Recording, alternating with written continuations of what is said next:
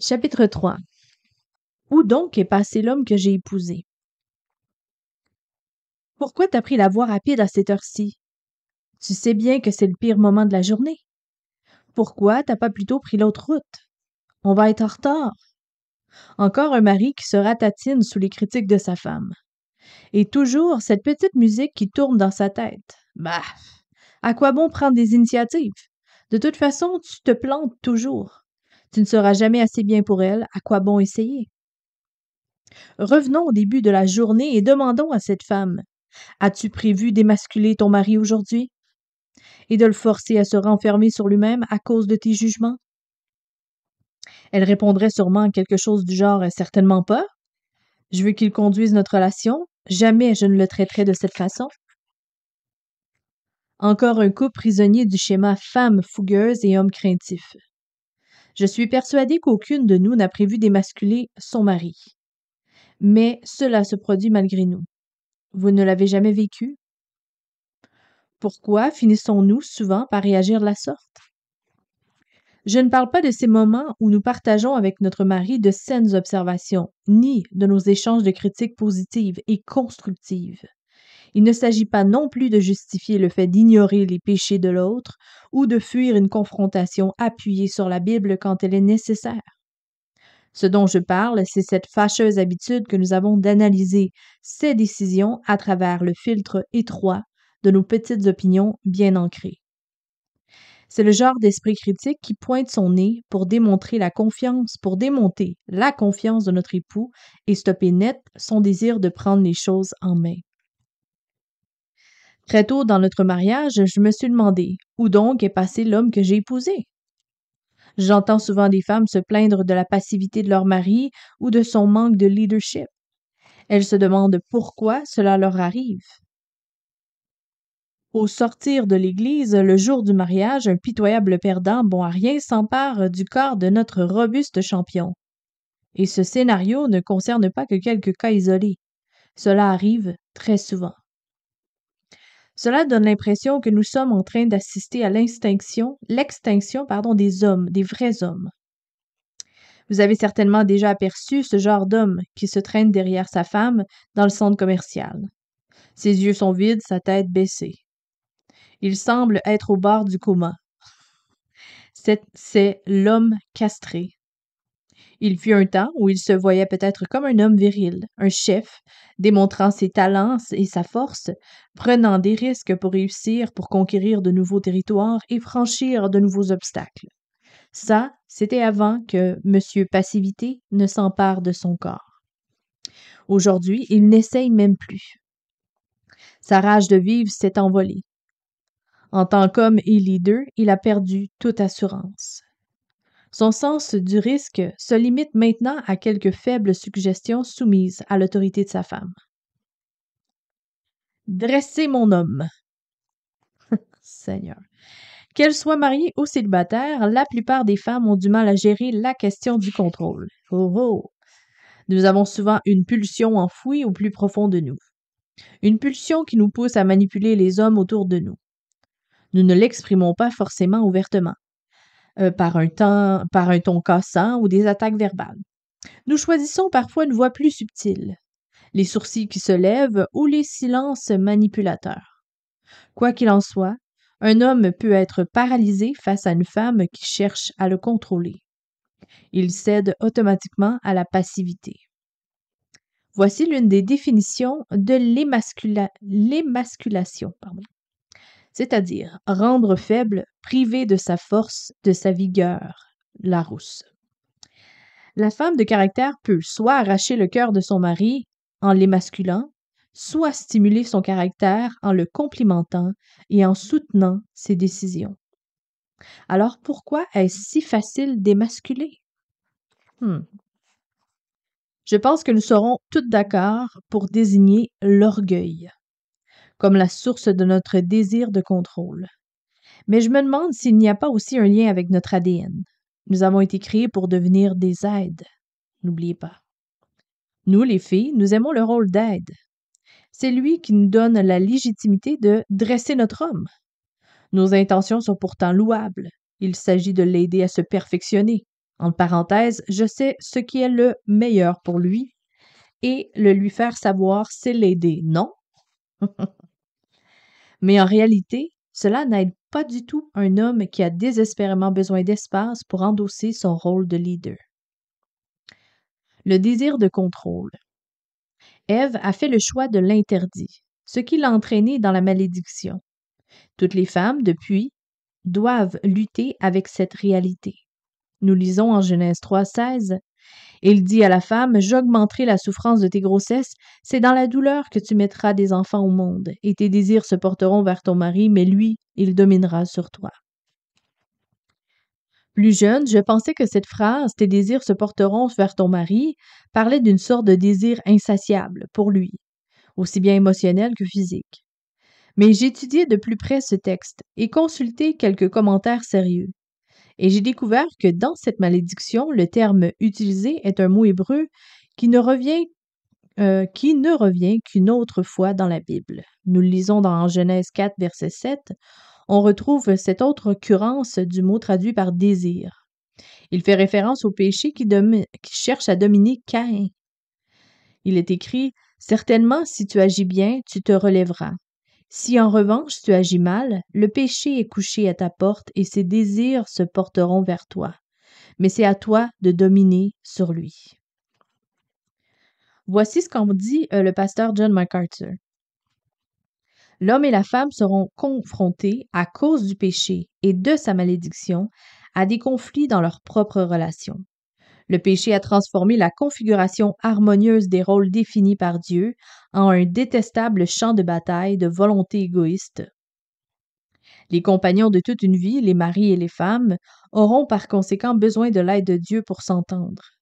Les désirs de la femme seront de traiter son mari de haut, mais le mari sera le chef selon la volonté divine. Éphésiens 5, versets 22 à 25. Cette interprétation de la malédiction est basée sur la similitude de vocabulaire et de formulation en hébreu avec Genèse 4, verset 7, où il est mentionné le conflit de l'homme avec le péché qui cherche à le dominer. Les femmes sont appelées à être des aides pour leur mari. Le revers de la médaille, c'est que cette malédiction du désir de contrôle, c'est cette malédiction, qui est le désir de contrôle. Nous voulons contrôler nos maris. Et Dieu nous accorde de belles qualités qui font de nous d'admirables femmes de caractère et des aides efficaces. Mais ces qualités sont corrompues pour devenir une arme dangereuse dont nous nous servons pour dominer et dresser notre homme à coups de fouet. Par exemple, chez une femme de caractère, le pouvoir d'influencer peut devenir le pouvoir de contraindre. Un autre exemple, le don d'encouragement peut se transformer en critique incessante.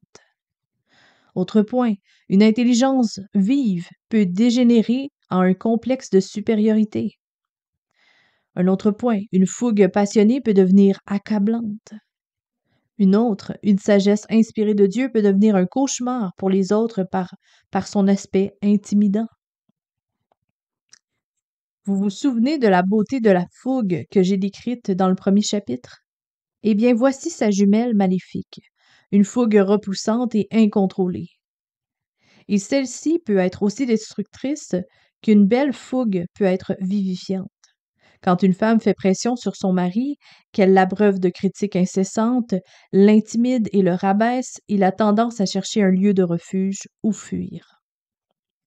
Un homme marié m'a dit un jour « Les hommes sont attirés par ce qui leur donne un sentiment de vainqueur. Aucun homme ne continuerait longtemps à jouer un jeu auquel il perd systématiquement. Et si dans son foyer, il est toujours le perdant, il cherchera ailleurs un lieu où il se sentira respecté.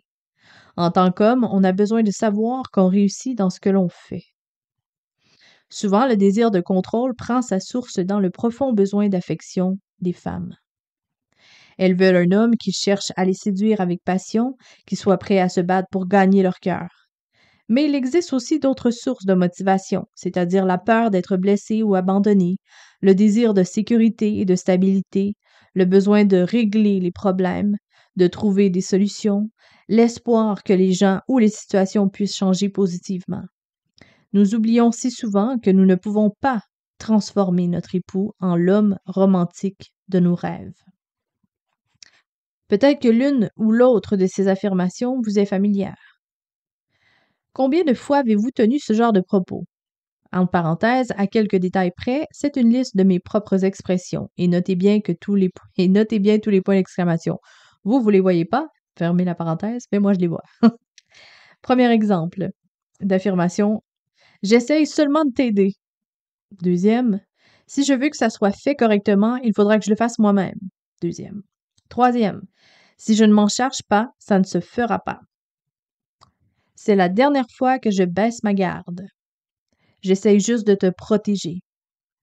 Je suppose que c'est encore moi qui vais devoir prendre le taureau par les cornes. Je n'ai pas vraiment dit tout cela à voix haute. En parenthèse, ces expressions sont tout de même bien de moi. Mais mon comportement trahissait sans doute ma pensée. J'ai remarqué que ce genre d'attitude était très répandu chez les femmes.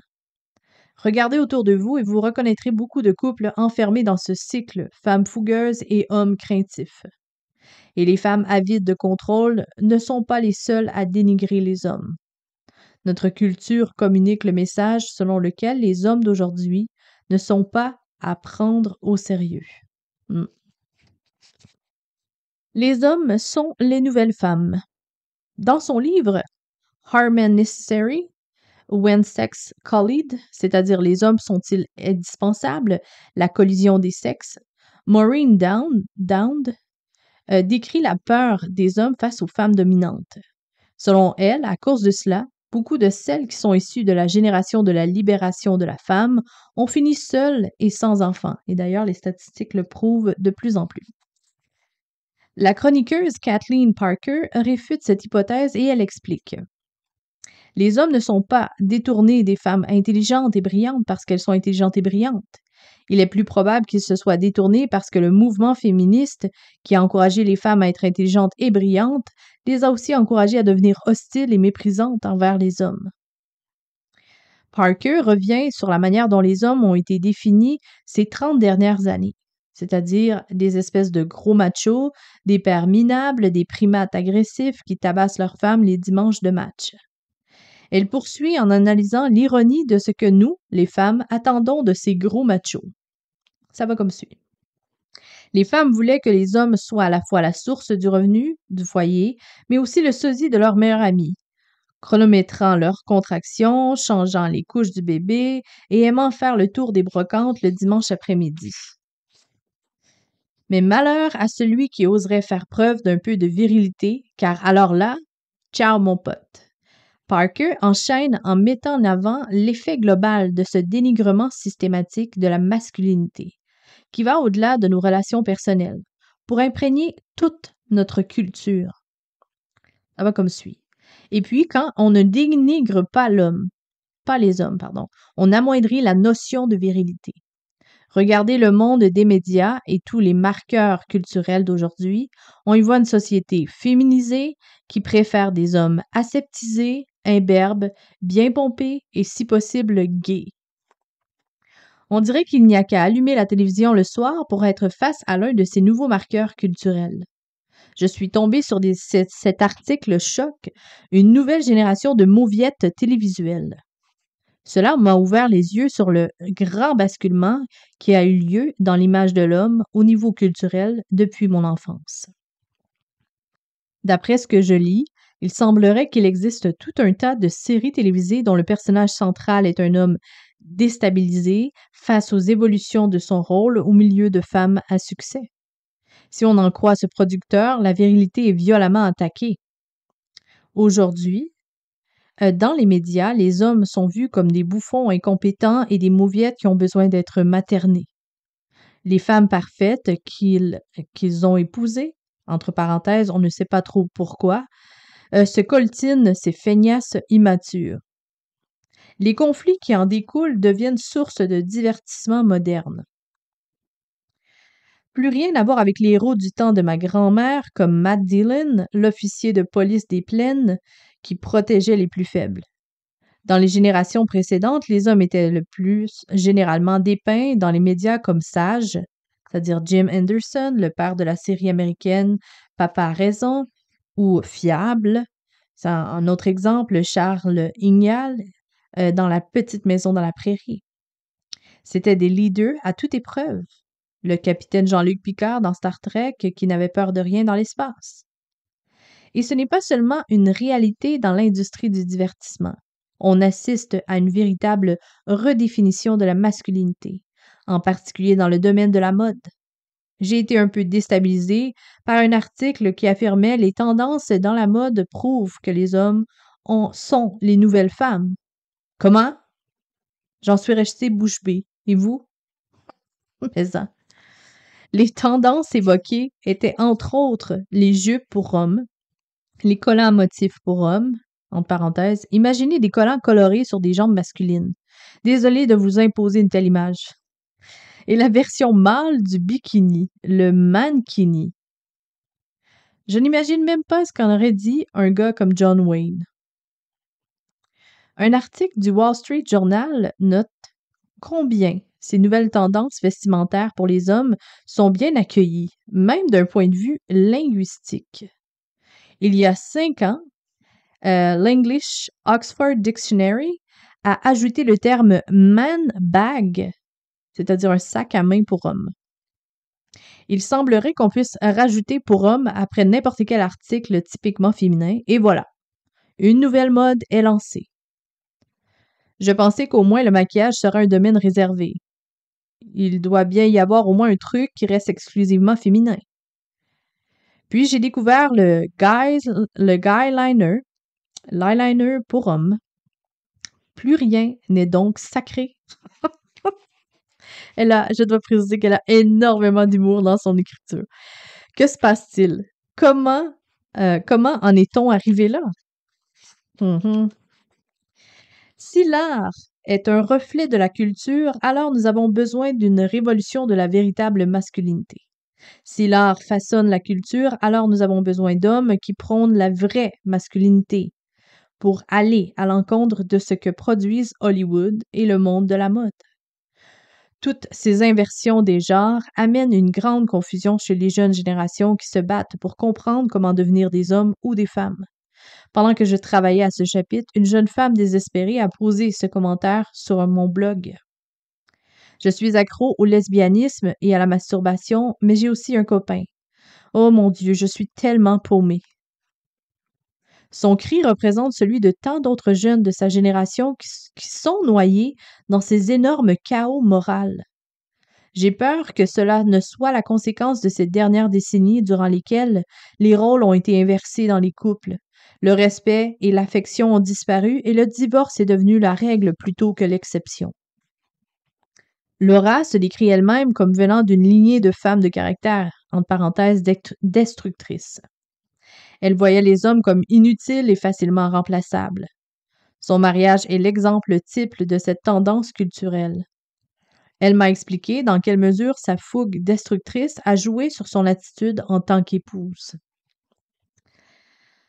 Quand j'étais à l'université, j'ai rejoint l'Union nationale pour les femmes, lu tous les livres sur le féminisme et j'ai multiplié les conquêtes masculines. J'étais agressive et cruelle. J'aimais le sentiment de puissance. Grâce à mon fort caractère, j'ai bien réussi dans le monde des affaires. Ma carrière a progressé rapidement, ce qui n'a fait que légitimer ma vision des choses. Je gagnais une quantité d'argent indécente et nourrissais sans cesse mon esprit d'indépendance. Dans un tel contexte, le mariage n'avait pas de sens pour moi. Vers 35 ans, j'ai pourtant commencé à y penser et je me suis dit qu'il était temps. Toutes les autres le faisaient, alors il était hors de question que j'en sois exclue. J'ai épousé un non-chrétien. Je l'ai quitté 2 fois au cours des 18 premiers mois de notre mariage. Il a perdu son emploi et n'a pas essayé d'en retrouver un. Alors j'ai pris en main les finances du couple.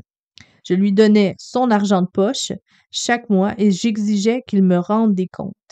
Il devait me fournir des reçus pour tout en mettant par écrit les raisons précises de chaque achat. J'étais en compétition avec mon mari comme je l'étais avec les hommes de mon travail. S'il y avait eu tant soit peu de respect au début de notre union, il n'y en avait plus du tout à la fin. Je le trouvais faible et pathétique. Je tolérais à peine sa présence et il s'en rendait bien compte. J'ai racheté ma liberté en demandant le divorce. L'histoire de Laura ressemble à beaucoup d'autres mariages aujourd'hui. Des couples qui ne savent plus se repartir les rôles et qui cherchent désespérément comment vivre la différence des genres. Nous assistons à la disparition d'hommes courageux. Les hommes tentent comme ils peuvent de comprendre ce qu'est la virilité et ils cherchent à tâtons des manières de la vivre. À côté de cela, les hommes n'ont plus le moindre respect. Les femmes, pardon, à côté de cela, les femmes n'ont plus le moindre respect pour les hommes.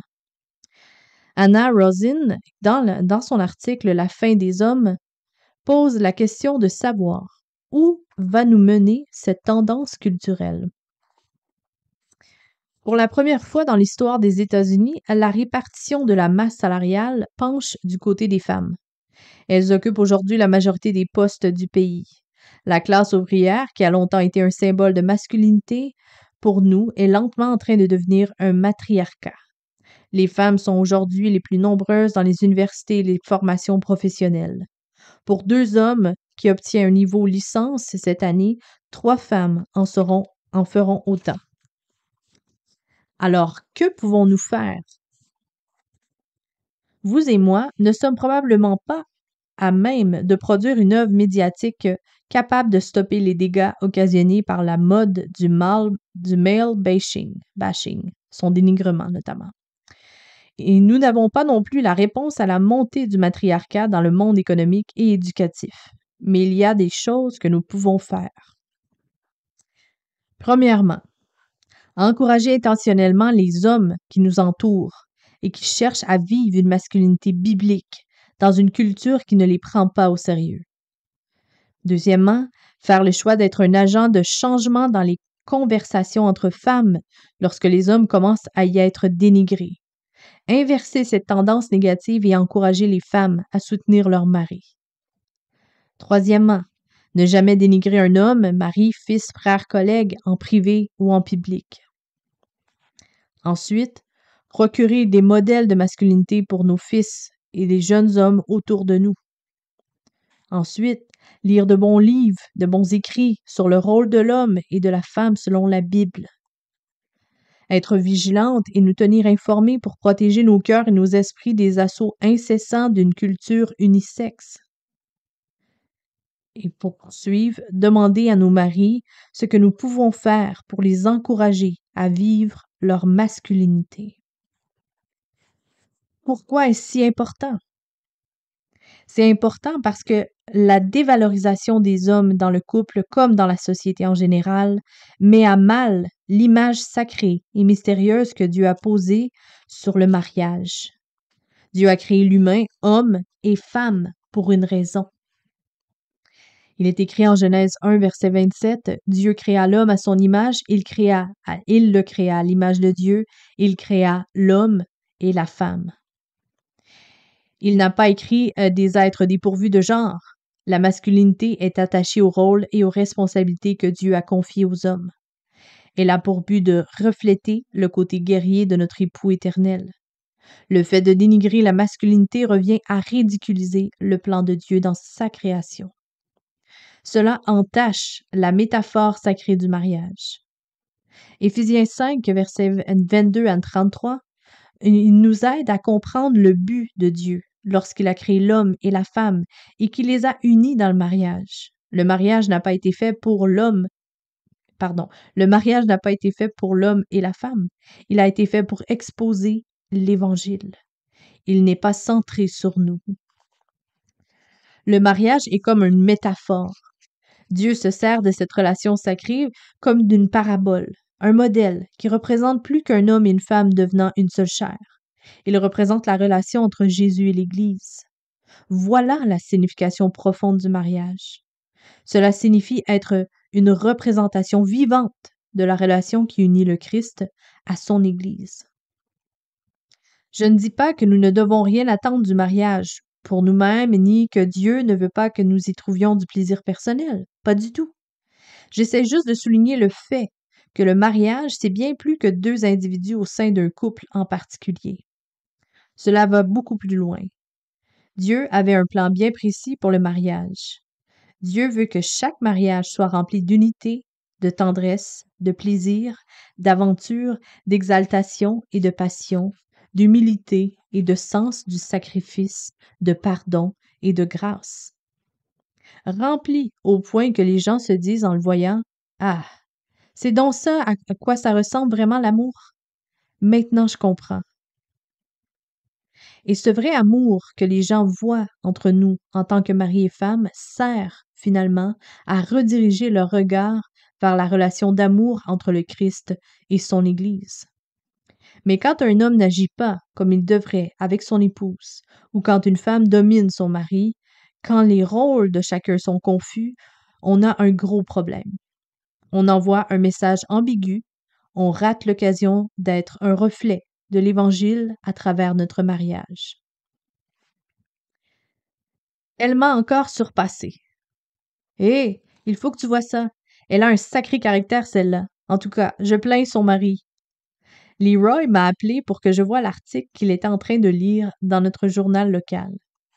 J'ai ramassé le journal et j'ai compris pourquoi il plaignait ce pauvre type. La photo montrait les regards concentrés d'une flopée de supporters à un match de baseball. Ils avaient tous les yeux fixés sur une jeune mère de famille avec un bébé de 8 mois sur un bras, son autre bras tendu pour rattraper une balle perdue. La photo avait été prise au moment même où elle interceptait la balle. Tous les regards s'étaient arrêtés sur sa main.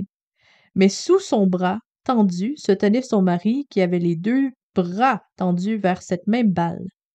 Elle s'est jetée au-dessus de lui pour l'attraper avant son mari.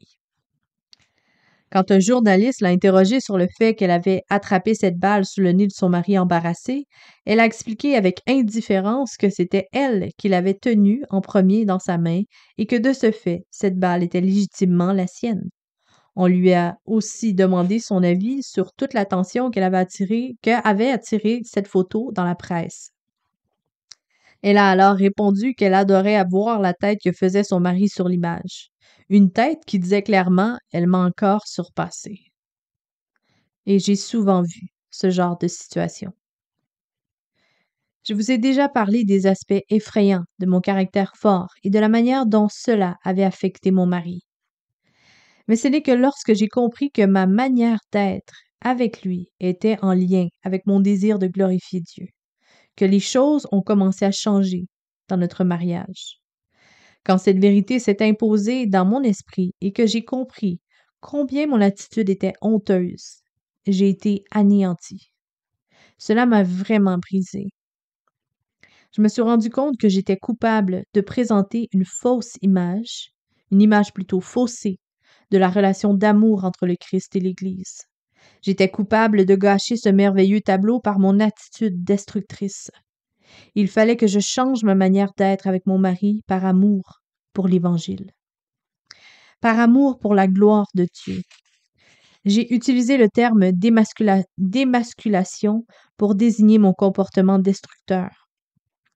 L'émasculation est typique dans les couples qui sont pris dans le cycle femmes fougueuses et hommes craintifs. Ce seul mot pourrait faire l'objet d'un livre à lui toute seule. Mais je vais essayer de résumer l'essentiel dans ce chapitre en vous donnant un acronyme. Si cela vous paraît utile, vous pouvez l'afficher sur votre réfrigérateur comme pense-bête. Et si vous pensez que c'est plutôt ringard, eh bien, prenez votre mal en patience et soyez indulgent envers moi. On utilise le mot émasculation. Je vous invite à le prendre en note. Donc, juste un instant. C'est un acrostiche, comme qu'on l'appelle un peu, là. C'est E-M-A-S-C-U-L-A-T-I-O-N. Et chaque première lettre va être un descriptif. Donc, pour E, c'est écraser l'autre, 2 points, c'est-à-dire critiquer pour rabaisser, faire des comparaisons, remettre régulièrement en question ses décisions, le materner, le couver, détruire ses rêves. M, manipulation, 2 points, chercher à modifier son comportement, un peu comme on fait quand on dresse un petit chien.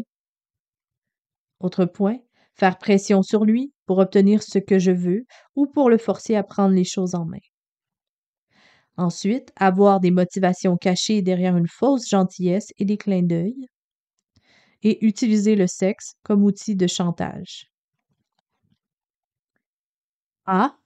Agressivité, 2 points. C'est-à-dire forcer les choses pour obtenir ce que vous voulez, c'est-à-dire avoir une attitude, un ton et des paroles autoritaires, c'est-à-dire changer tout le temps de position, mettre en place un champ de mine émotionnel où il doit sans cesse slalomer pour survivre, c'est-à-dire faire un peu de l'ondulation comme un serpent là, entre différents champs de mine, comme il dit. Le S pour soi-même d'abord, c'est-à-dire être centré sur soi, s'occuper d'abord de soi, s'apitoyer constamment sur soi. C pour contrôle, c'est-à-dire être dominante, avoir peur de ce qui se passerait si je cessais de mener le jeu, c'est-à-dire d'essayer de transformer son mari. U pour une parole sans retenue, c'est-à-dire trop parler, utiliser les mots pour blesser, c'est-à-dire avoir un ton, une expression ou une attitude qui communique qu'il est stupide, bon à rien, qu'il ne fait jamais ce qu'il faut. L. Laissez votre mari dans l'attente de votre attention, c'est-à-dire ignorer ses besoins, c'est-à-dire ne pas le considérer comme une priorité, c'est-à-dire négliger votre apparence. A. Avoir l'impression de tout faire mieux que lui, c'est-à-dire être en compétition avec lui plutôt que de le soutenir, c'est-à-dire donner l'impression d'être supérieur à lui, c'est-à-dire adopter une attitude intimidante. T. Tenir les rênes, c'est-à-dire être impatiente, ne pas vouloir attendre que son mari agisse, c'est-à-dire prendre des responsabilités à sa place, c'est-à-dire lui dire qu'il doit diriger, tout en continuant à prendre toutes les décisions. I pour indépendance, 2 points, c'est-à-dire poursuivre des buts différents, c'est-à-dire vivre dans sa propre bulle, roman, Facebook, Internet, amis, église, c'est-à-dire garder des secrets. O pour opinion très arrêtée, c'est-à-dire être convaincu que mon idée est toujours la meilleure, considérer les questions de préférence comme étant d'une importance absolue, être incapable d'écouter et de se remettre en question. N. Non disponible, 2 points, c'est-à-dire votre emploi du temps trop chargé rend difficile de passer du temps avec lui. Deuxième point, il n'est pas une priorité pour vous et il le sait. Et autre point, pas le temps de construire votre intimité par des soirées romantiques et des week-ends à l'extérieur. Émasculation. Voilà. Donc ça, c'était la mauvaise nouvelle. Notre malédiction, c'est notre désir de contrôle. Mais avant de refermer ce chapitre, laissez-moi vous annoncer la bonne nouvelle. La victoire est possible. Amen. Vous pouvez sortir de ce cycle destructeur. Nous ne sommes pas obligés d'émasculer nos maris, ou quel que soit l'homme. Nous pouvons apprendre à les traiter avec honneur et respect. Nous pouvons donner et recevoir de l'amour tel que nous avons été créés pour le vivre. Où avions-nous laissé Adam et Ève? Ils étaient en train de se cacher dans le jardin. C'est le moment de leur promenade pour discuter avec Dieu, mais le jeune couple se cache. Tout tremblant dans leur nudité, nouvellement découverte d'ailleurs, se couvrant de quelques feuilles de figuier, pardon. Essayez d'imaginer leur retrouvaille avec Dieu après leur trahison. Où es-tu? Le Créateur cherche Adam, non pas parce qu'il ne sait où il est, mais plutôt comme un appel à la confession. Le terrible spectacle de la rébellion menant à la trahison est dévoilé au grand jour devant celui auquel rien n'échappe. Dépouillés de leur pureté glorieuse, nos premiers parents se tiennent là, debout, coupables, en attendant le jugement. En attendant de jugement. Pourtant, en parallèle de la malédiction, apparaît quoi? La grâce. La miséricorde jaillit de l'Évangile que Dieu annonce. Au cœur de la malédiction du serpent se trouve la première des promesses rédemptrices. le murmure du saint enfant qui viendra de Bethléem. De la semence de la femme, un jour viendra la délivrance. Le Christ écrasera Satan d'un dernier coup fatal. L'homme de la croix se pose sur un couple de coupables. L'ombre de la croix se pose sur un couple de coupables alors que le sang coule pour la toute première fois. Un animal est sacrifié, tué, pour recouvrir la nudité de l'homme, de vêtements de peau. Cet acte de rédemption pointe vers l'agneau, offert en sacrifice, et ce, dès la création du monde. L'agneau dont le sang deviendra la seule source d'expiation de l'homme. On peut lire dans les références dans ce sens en Genèse 3, 21, 2 Corinthiens 5, verset 21, ainsi qu'Apocalypse 5, versets 6 à 14. Vous n'en avez peut-être pas conscience, mais Dieu fait partie de votre vie. Il vous voit. Il sait ce qui vous préoccupe aujourd'hui, et c'est important pour lui. Il désire vous parler au travers de sa parole, vous transmettre la vérité, vous encourager et vous conduire.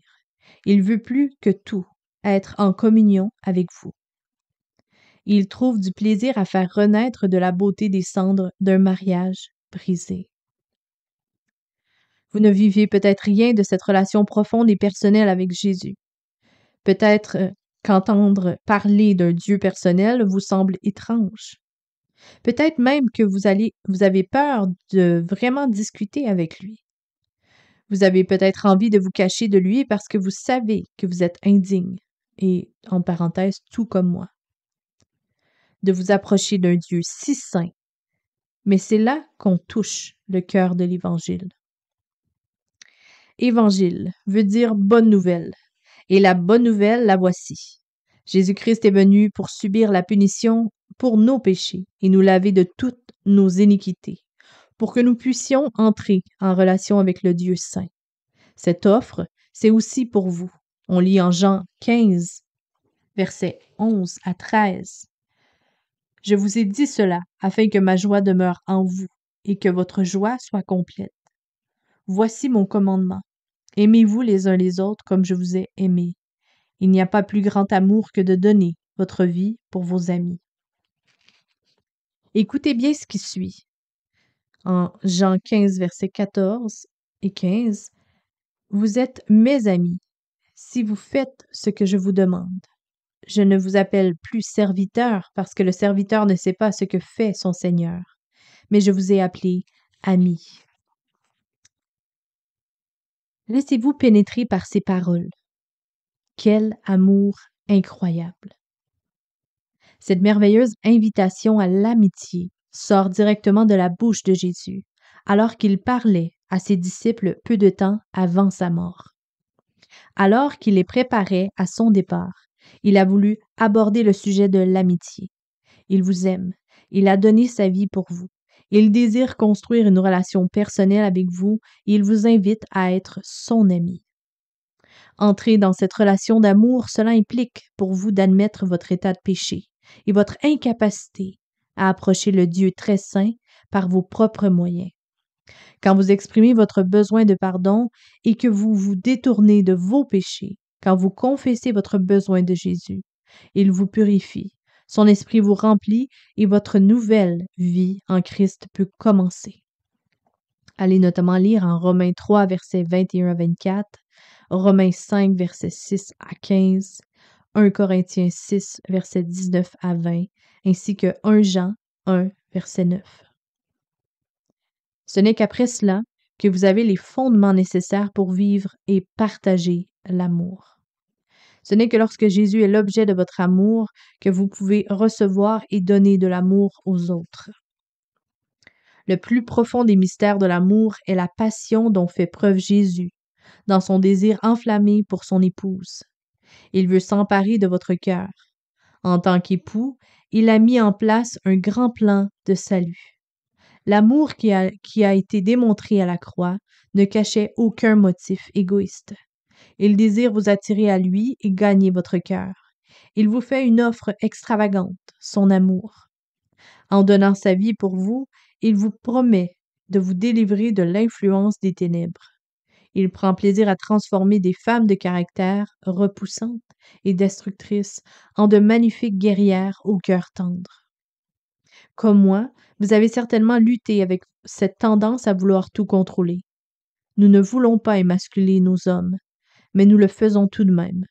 Nous ne voulons pas être des femmes dont la fougue est destructrice, mais nous le sommes tout le temps, tout de même, pardon. Mais voici la bonne nouvelle. La victoire est possible. Grâce à l'œuvre rédemptrice de Jésus à la croix, et puisque sa grâce abonde lorsque nous nous humilions et crions à lui, surtout, nous pouvons donner et recevoir de l'amour, exactement comme nous avons été créés pour le faire. Vous, dont le cœur est fatigué et accablé, venez trouver du repos. Jésus vous offre le vrai amour. Vous n'avez peut-être jamais connu ou même imaginé un amour si profond. Nous qui sommes si faibles, tous nos besoins peuvent être comblés par cet homme. Vous désirez peut-être ardemment être aimé, errant dans un désert de souffrance et de solitude. Mais je vous l'assure, aucune relation d'amour n'est aussi profonde que celle que Jésus nous offre. La recherche de l'amour commence par là. Notre première expérience du vrai amour trouve sa source à la croix. Question de cœur. Vous pouvez prendre le temps de les écrire pour vous-même. Première question. Est-ce que votre mari vous semble différent aujourd'hui de l'homme que vous avez épousé? Je me demande si vous lui semblez différente. Est-ce que les rôles se sont inversés, sont devenus flous ou confus entre vous? Est-ce que votre mari dirait qu'il est celui qui dirige en général votre foyer? Êtes-vous coupable de l'une ou l'autre des attitudes et paroles que j'ai énumérées comme ayant été les miennes? Question de cœur numéro 2. Est-ce que vous contribuez, même involontairement, à l'émasculation des hommes autour de vous? Comment pourriez-vous changer cette tendance si présente dans notre culture? Nous avons passé en revue les nombreuses difficultés auxquelles votre mari doit faire face dans une culture qui met à mal la masculinité. Vous pourriez donc lui demander de lire ce chapitre et de vous aider à comprendre de quelle manière vous pourriez l'encourager à vivre en tant qu'homme selon la Bible. Troisième question de cœur. Une invitation. Lisez 1 Jean 3 et priez avant de répondre aux questions suivantes. Selon 1 Jean 3, 5 et 8, pourquoi Jésus est-il venu? Quel est le signe d'un vrai chrétien? Au verset 10. Qu'est-ce qui prouve qu'une personne vit une vie nouvelle selon 1 Jean 3, 14 à 15, ainsi que versets 23 à 24? Est-ce que votre relation avec votre époux reflète, aux yeux du monde, votre relation avec Dieu? Que devons-nous faire selon le verset 18? Comment pouvez-vous appliquer cela dans votre relation avec votre mari aujourd'hui? Vivez-vous la relation d'amour avec Jésus qui est décrite dans ce chapitre? Si ce n'est pas le cas, ou si vous n'en êtes pas certaine, lisez bien les versets cités et pensez à l'idée de vous tourner vers lui aujourd'hui pour recevoir le salut qu'il vous offre. Fin du chapitre.